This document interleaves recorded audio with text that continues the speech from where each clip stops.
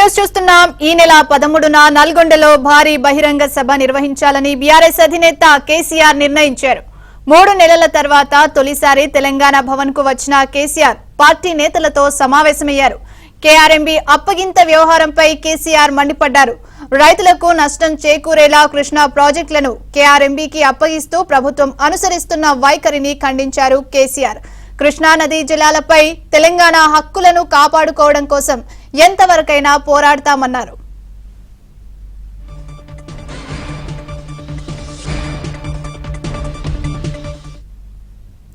ఇక మరింత సమాచారాన్ని మా కరెస్పాండెంట్ నర్సింగ్ లైవ్ లో అందిస్తారు. నర్సింగ్, చెప్పండి, కేసీఆర్ కేఆర్ఎంబీకి ప్రాజెక్టుల అప్పగింతపై కూడా తెలంగాణ ప్రభుత్వంపై సీరియస్ అయ్యారు. సో దీనికి సంబంధించి సభను కూడా ఏర్పాటు చేస్తున్నారు. కంప్లీట్ అప్డేట్స్ ఏంటి? ఎస్, కొద్దిసేపటి క్రితమే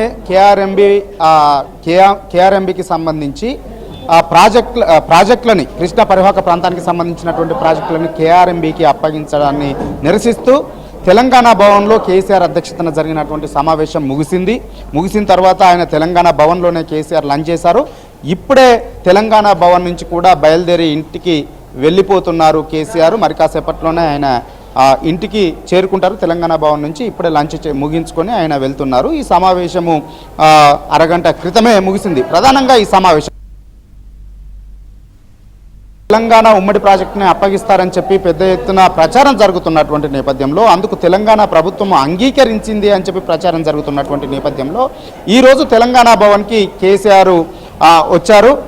నిజానికి డిసెంబర్ 7వ తేదీన ఆయన కాలు జారిపడి గాయమై తొంటి మార్పిడి చికిత్స తీసుకొని ఇన్ని రోజుల పాటు విశ్రాంతిలో ఉన్నటువంటి ఆయన ఈరోజు ఇక నేరుగా రంగంలోకి దిగారు. కృష్ణ పరివాహక ప్రాంతానికి సంబంధించినటువంటి నేతలతో సమావేశమయ్యారు. ప్రధానంగా ఈ సమావేశానికి ఇటు హైదరాబాదు, రంగారెడ్డి, మహబూబ్ నగర్, నల్గొండ, ఖమ్మం ఈ 5 జిల్లాలకు దక్షిణ తెలంగాణ ప్రాంతానికి సంబంధించినటువంటి 5 జిల్లాల నేతల్ని ఆహ్వానించారు.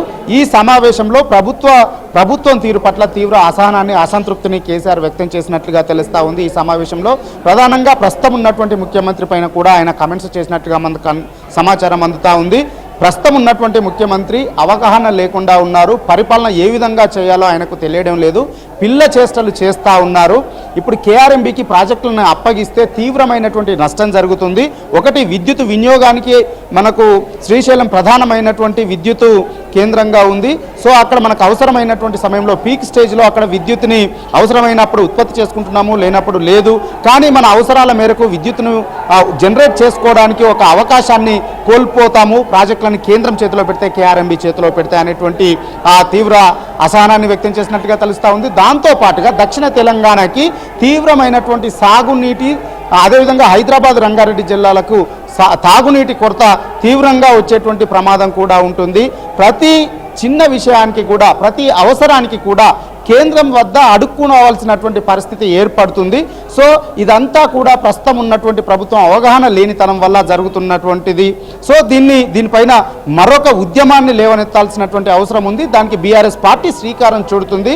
సో అందులో భాగంగా ఈ నెల 13వ తేదీన నల్గొండ జిల్లాలో భారీ బహిరంగ సభ, నిరసన సభని నిర్వహించాలని చెప్పి నిర్ణయం తీసుకున్నారు. ఆ మేరకు ఈరోజు జరిగినటువంటి సమావేశంలో ప్రకటించారు. 13వ తేదీన దీన్ని నిరసిస్తూ నిరసన సభను నిర్వహిస్తూ ఉన్నాము. దానికి పెద్ద ఎత్తున నాయకులు తరలి రావాలి, కార్యకర్తలు, శ్రేణులు తరలి రావాలి అని చెప్పి పిలుపునిచ్చారు కేసీఆర్.